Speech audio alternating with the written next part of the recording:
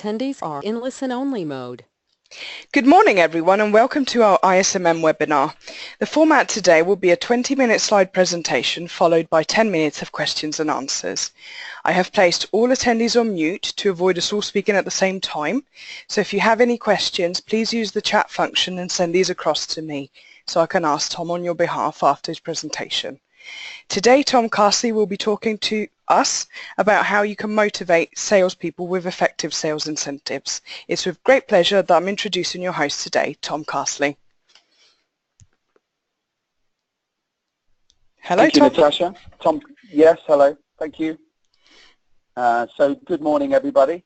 Quite a few of you on the line. It's great to see that this webinar is so well attended.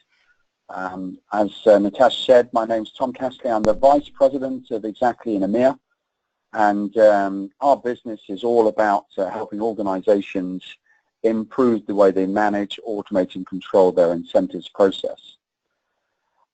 As a side reference, you'll see on this title slide the website www.gametheplan.com. That is a link to a book which is written by our CEO, Chris Crabera, and speaks to many of the concepts and subjects that I will be sharing in this presentation today, and has been well reviewed and is a useful source in anybody wanting to learn a little bit more in depth about the whole business of effective incentives. And when I talk about incentives, it's not this method. It always tickles me when I see this cartoon of his slideshow of former employees fired for their poor performance. It's, as I say, it's clearly not the way that we should be going about providing incentives to those in sales or outside of sales. We are starting to see a significant minority of people who in various job roles, all the way from development to delivery drivers to postal workers, being provided with incentives, not only just salespeople. And what's interesting here, in a market that is dominated by people using things like Excel and bespoke systems to manage their incentives process, that the starting point for lots of organizations is just about doing what they're currently doing quicker. And this Henry Ford quote, another limbic anchor, if you will, as part of this presentation, when he was developing his first car, he thought it was a bit of a Fruit Loop, really, because all of his customers wanted to have faster horses. They couldn't see beyond what they've been doing all of this time. So what we should hope is that, all of you on the call, everybody on here, should be looking to drive to this kind of vision, which is we're in the business of improving, and as sales leaders, as business leaders, improving sales results and performance through the use of, and I would interject in there, through the use of effective incentives. And to deal with the 4G employment generations that we have at the moment. So we've got 4 generations of people working in the workforce at the moment, all the way from baby boomers down to Gen Z. And those folks are motivated in entirely different ways, but what we are seeing now is 50% of access to a system or an incentive system, something like Exactly and many others, is through a mobile device. People want real-time mobile access to understand how they are achieving, how they are attaining, and where they want to get to. So the question you'd naturally ask is, okay, Tom, so if we wanted to put in place an effective incentive process that was going to motivate our salespeople, what are the building blocks to making that achievable? Well, first things first is we need to have something that is able to automate and control those incentives. If we want to incentivize more often, we want to have different paradigms to that incentive. So ones which are attractive to the baby boomer generation, ones which are attractive to millennials, one that's attractive to Gen Z, one that's attractive to different job roles. You're now exacerbating the challenge of personalizing those incentives. And we've seen in many facets of business where we're looking to personalize something increases complexity, and with complexity, automation makes sense. But once you've done that, once you have automated and have the telemetry, if you will, associated with those right incentives, and then the next step is communicating that out to those who are being incentivized, giving the ability, maybe through leaderboards, giving them the ability to see how much they've earned within the month, within the period, how much they could potentially earn, allowing them to model some of that as well, is the way that you inspire performance. And then those two together is what drives the results. And we certainly see time and time again where organizations are getting this right, they are winning their unfair share or an unfair percentage of the business compared to their competition and to their peers. Now, interestingly enough, when you look at the entire market, 85% of organizations still use Excel for running their incentive compensation process. And we know that Excel is difficult to manage when you get these complex scenarios. What you're seeing in the background there is a real formula from somebody that we met who was running their incentive compensation process on an Excel spreadsheet.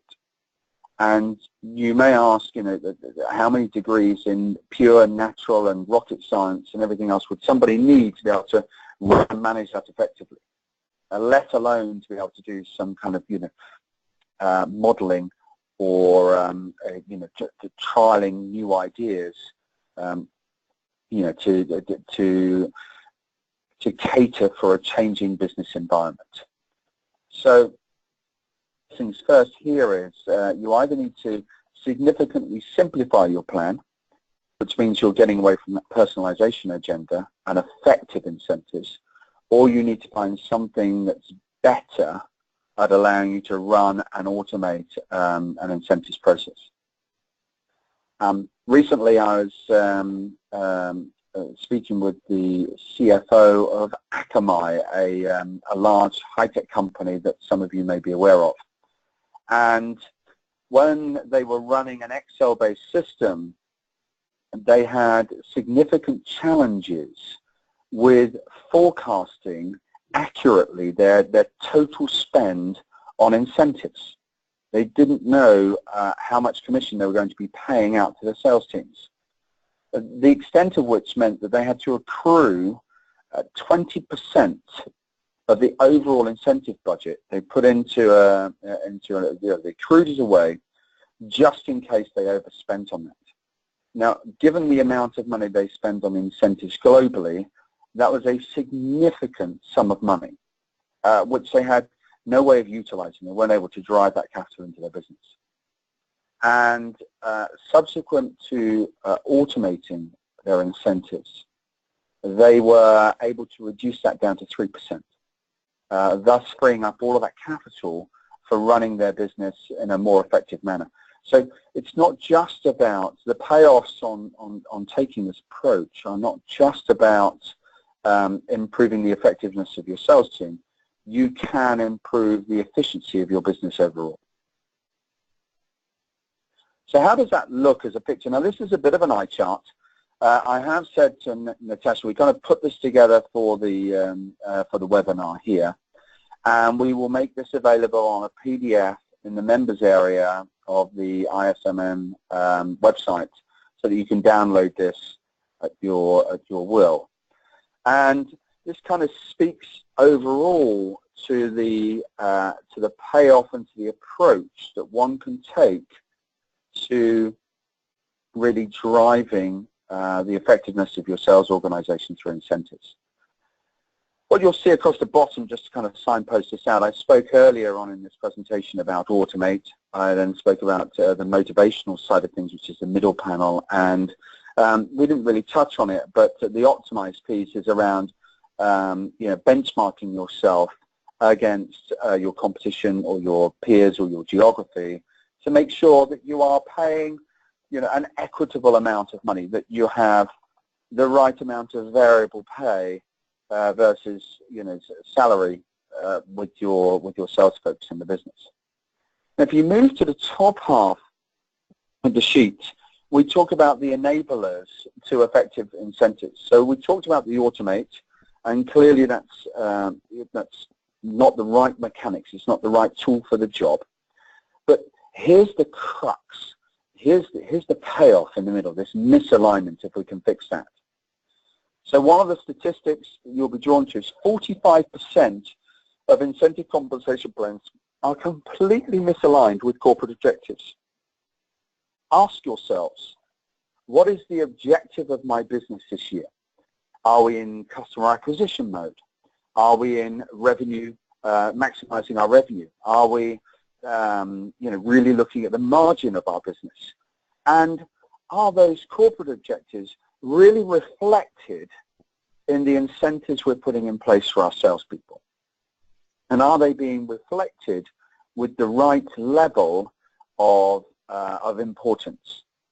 So some key statistics here for you.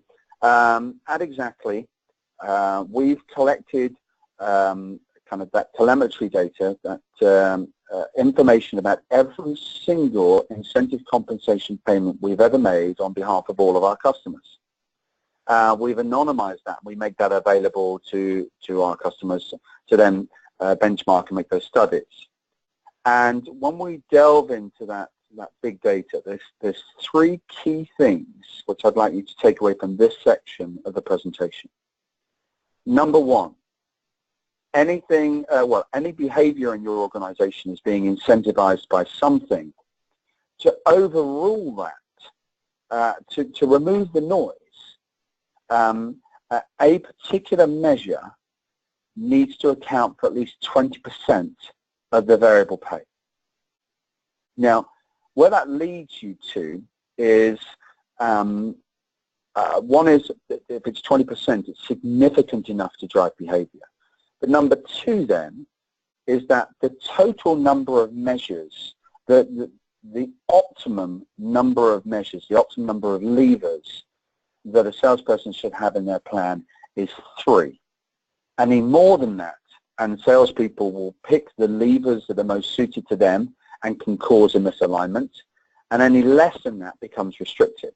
So we found the highest performing plans have 3 levers in them.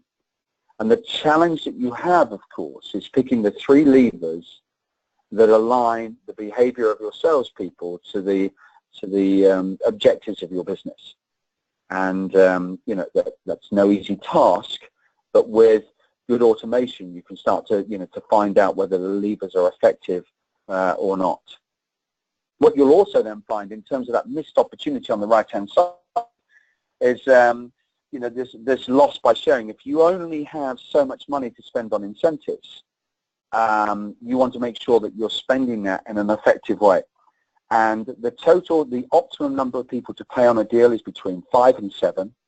The worst we've ever seen is 161 people being paid on one deal in one organization. That dilution is not a solution. Okay, so when we talk about motivation, clearly the carrot process is more attractive to at least 3 of those generations than the stick approach. And if you think about it, we're kind of living in a world that has these motivators around us all of the time. And, there's many smart companies that are always working out in the B2C, in the business-to-consumer world, on how to provide these structured, smart, successful, and valued concepts. And good examples of that would be any of you who are traveling. A lot of salespeople I know spend a lot of time on planes, trains, and automobiles. And we're already pushed down this kind of rewarding, engaging world with people like British Airways and others. And I know in my business, when I look around, pretty much everybody's got a Fitbit, an Apple Watch, or something that's tracking their activity and comparing them to friends, family, and others as they compete to be the top of the pile. And this is kind of what I'm alluding to is, incentives. Let's draw a picture here. So rewarding the journey as well as the destination. So incentives, sales incentives, typically that commission payment has always been about rewarding the destination, that when the deal is closed or when the customer is billed. Truly effective organizations reward the journey as well. They game the journey, okay? And we found, and these are statistics from our customers, where we've seen this kind of impact, not just in terms of increasing the performance of the sales team, but imagine increasing the performance in all of these areas just through having leaderboards and gamification in process. Increasing contacts, depth of data, quality of data, adoption of systems that allow us to track and work more effectively with our staff. Not only that, when we looked at, and we did some research ourselves recently around behaviors and engagements, we found that that 25% of people believe their performance has no impact on their pay. I mean, that's unbelievable in terms of just the workforce and the desire that they have to have that flexibility. But 16% of employees enjoyed more holiday time, and 11% found company recognition to be the most beneficial. So some people, and this goes across the sales organization as well, are not necessarily as highly motivated by money, especially in the Gen Y, Gen Z environment, than people from my generation, and therefore I'm kind of predisposed to thinking that everybody is like me. So have a broader view as well around the whole engagement cycle. I mean, some ideas on that and around those non-financial rewards are, it gives everybody an opportunity for success. When you reward the journey, not everybody makes the destination every month. Not everybody smashes their number every month.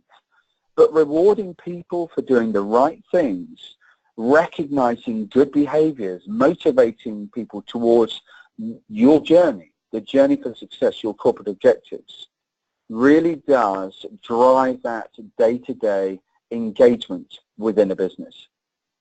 I mean, we certainly find that areas around peer and colleague recognition. Within exactly, we use a free tool called Slack. It's kind of a WhatsApp for business, I think would be the better description. And when we have any of these kind of minor wins in our business, everybody plows in and recognizes that mini win, and that draws people into a process, is engaging and encouraging, and doesn't cost a thing. It's just around good management and good communication that drives that whole process. Indeed, it kind of sits in with the principles upon which we built the Exactly business, which is care, and so for us, this would come around respect and excellence and recognizing those two things. A couple of other examples that you might want to use as incentives would be things like short breaks and days out, maybe adventure days, maybe even kind of pampering and food and drink events. And we're using these very successfully within our own business, to kind of drive additional behaviors. I'll give you two examples. One we're running at the moment in our business is for anybody who gets past their number with 2 weeks to go in the quarter. In other words, stopping that congestion of deals that can sometimes happen in a business towards the end of the quarter. I've asked them to fill out a shopping cart on any site, anywhere on the internet, so e-commerce site, with £1,000 of goods which they want. And so some people have gone for fashion apparel, some people have gone for an away day, some people have gone for gadgets and gizmos, and they're posted on the wall, and there's a little progress bar that goes towards it. Now, what's interesting is it's a non-financial award in that they're not going to be given the cash, but they're getting some luxury items that maybe they've never gone by, because if they got paid it as a financial bonus, that would go towards their mortgage, go towards rent, bills, and wouldn't become the luxury kind of gift, the experience that we're trying to drive. So a takeaway for you there is experiences last longer in the mind than money. And if you want to truly engage people, it's through experiences that can drive that engagement. Okay. So kind of as I said earlier, you know, just look at that creativity as well around that engagement. You know, a phone call, you know, go home early, come in late, you know, an off-the-cuff coffee run, you know, bring in lunch, you know, these kind of things, just to, you know, to kind of keep the refreshed nature of the environment in which, you know, everybody's working, that pressure cooker environment. So what you should have hopefully have heard over the last 20 minutes is, one is an approach to getting yourself in a position to be able to automate better, more effective incentives which are aligned to your corporate objectives and are not out of kilter with your market, are benchmarked appropriately. Recognizing that it's not all about the destination, but it can be about the journey as well. It doesn't always have to cost money. Engagement can come from good management. And also, kind of, you know, with no surprise, you know, a simple plan is easier to manage, is easier to understand by the salespeople, and thus can be more motivating and more effective in meeting those corporate objectives. I hope you found this presentation informative. I understand we're now going to move to a set of questions, and I'm more than happy to open it out to the floor. Natasha. Thank you, Tom. We've got a couple of questions already. How do you prove that the sales commission plan is resulting in the right sales behavior? That's a great question. So one of the most effective ways of doing that is looking at what's called a payout curve, where you are looking at attainment to quota versus the amount that's been paid out against plan. And so if somebody is, you know, 60% of quota but has been paid out 110% of plan, you would start to draw a conclusion. Well, hang on a minute. You know, this person is getting paid more money than the business they're driving us. You know, is that right or wrong? And you could then delve into the detail to find out, you know, why is that? It might be that they're not giving anybody any discount, and you've put that as a lever in your plan, which is to drive margin and profitability, and they're just like the perfect salesperson, which would be great. It might be that you have something slightly off center with your plan, and you might want to look at addressing that within the year to ensure that people are being paid appropriately for the business they're providing. But a payout curve is a great place to start, and you know, any tool that's automating your incentives would have that capability within it. Okay, we've got another couple. What about incentivizing enterprise salespeople who get 1 or 2 very large deals per year? Oh, sorry, what about incentivizing enterprise salespeople who get 1 or 2 very large deals per year? Good. So what I think I'm hearing here is one of the callers on the line has is probably selling high value items, and you know, those things don't happen every week. They might happen, as the caller said, on, you know, once or twice a year. Yes. But it's going to be a, you know, a massive paycheck when that arrives potentially. And I guess that naturally speaks to that part of the presentation where I was talking about reward the journey, not just the destination. So, you know, with the right kind of you know, systems in place, they can be capturing good behaviors throughout the sales cycle. So, does the person have what are some of the traits of a high percentage, high probability win? That might be in their organization that they're engaged with at least a CFO, a leader in the business, and 3 other contacts. It might be that they have a partner engaged in that opportunity. It might be that the prospect is willing to attend an event that's laid on by the business. And, those are kind of the traits of a high percentage win. Then I would encourage that organization to look at rewarding those small wins. And and signposting their salespeople to driving those kind of behaviors during the opportunity process and gaining that. And having gained that, one is there's a high probability of a win. Secondly, then there's a high probability that salesperson is going to be successful, paid well, and retained. Brilliant. We've got another couple. We've already invested in Salesforce to drive sales behavior. How does ICM offer anything different? Yeah, I tell you what, there are well-educated bunch of people on the call. So Salesforce is a customer of ours. Actually, it's one of our longest-standing customers. And what they would tell you, if you ask them why do they have exactly, I think the best example of that is about 4 or 5 years ago, their Service Cloud business, which is the piece that is used in contact centers and support organizations, wasn't selling as effectively as they wanted it to. The business wasn't growing as quickly as they wanted it to. What they did with exactly was they modeled a spiff, a short-term incentive, that they calculated out how much it was going to cost them if it was successful.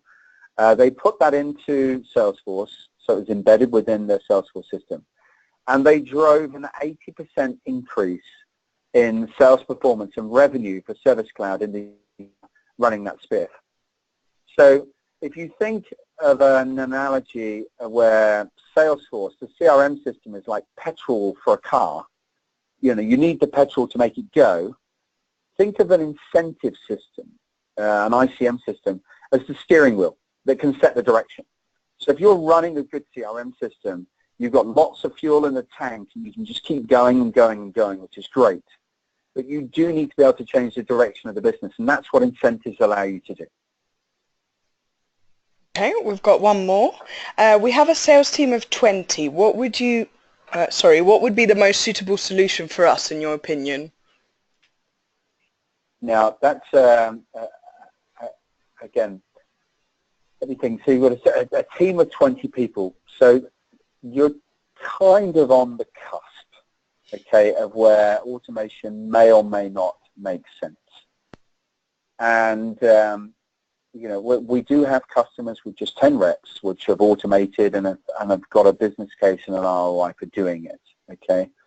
But when you have 20 people, you may be able to have a really simple plan. If you're in growth mode, it will just be about customer acquisition. Profitability and revenue can come in time. But if you've moved on beyond that and you're kind of looking at 2 measures and you're on a growth plan and you want to kind of set the foundations for growth early on in the organization, then again you might want to automate. There are, if you're a Salesforce customer, if you look on the Salesforce App Exchange and you look for incentive compensation for SMB, then there'll be a few tools that will appear in that list. We're one of them, and from there you can find, and they're the tools which are geared towards an organization with, say, 15 to 50 salespeople, that kind of level. Okay, I think that's it for now. Thank you so much for your time, Tom, today. Is there anything you'd like to add? Not at all. As I say, just in terms of a resource, there is the Game the Plan book. I encourage you. It's a good read. I read it myself. and really helps again to encapsulate and goes into a little bit more detail the complexities behind actual plan design and some of the gotchas, but also some of the really useful tactics that you can engage as business leaders in your own organizations without necessarily spending a lot of time, effort, resource, and money with, you know, high-end consulting and HR businesses, which can potentially be the trap when people over-engineer the challenge. Okay, sorry, Tom. We've actually received another question, if you're happy to take it. It says, don't comparative devices such as leaderboards actually create a divisive rather than team environment within a company? Again, let's have what I think I heard was having a leaderboard in place can drive negative or kind of, as the caller said, divisive behaviors rather than a collaborative culture. Yes, and, I think that's what they're asking, yes. Again, you know, there is an internal debate that talks about, you know, the whole use of commissions. Does that actually create a divisive environment where salespeople are not necessarily have the interests of their customers at the core of their mind? They're just worried about, you know, maximizing the amount of money they earn. And that, to me, comes down to business leadership and responsibility. So, and also there are certain legislative frameworks. So, for example, in Germany, you can't have a leaderboard. It's it goes against all of the workers' councils environments. In a lot of industries, we find people may have a leaderboard, but they wouldn't necessarily publish the names of everybody on it. They would just say, Tom Castley, you're number 3 in the leaderboard, and you're X number of points away from being number 2. So then it becomes kind of a blind leaderboard where I know where I need to get to the next place up the ladder, but I don't know who I'm competing against. It doesn't create that kind of divisive environment. I think with all incentives, we just need to ensure there's a balanced approach and that the culture and the ethos of your company doesn't come second place to the money, in essence. You know, there's still the corporate values shine through. Okay, they tried to formulate a bit more, but I'm not sure what they were saying. They just said commissions wouldn't be comparative, though. So it's the same question, and I think he's just saying that commissions aren't comparative, though. I've asked to specify. Okay, I'm not sure. By all means, my email address is up on the thank you page there. If they want to reach out to me directly, I'm more than happy to have a conversation with them and try and help them kind of formulate a response to that. Okay, that might help. It might be slightly clearer. Okay. I think that's it. Thank you so much for your time, Tom. Thank you everyone today for attending. Please be sure to check out our website for upcoming events, webinars and seminars. And thank you, Tom, for helping us out today.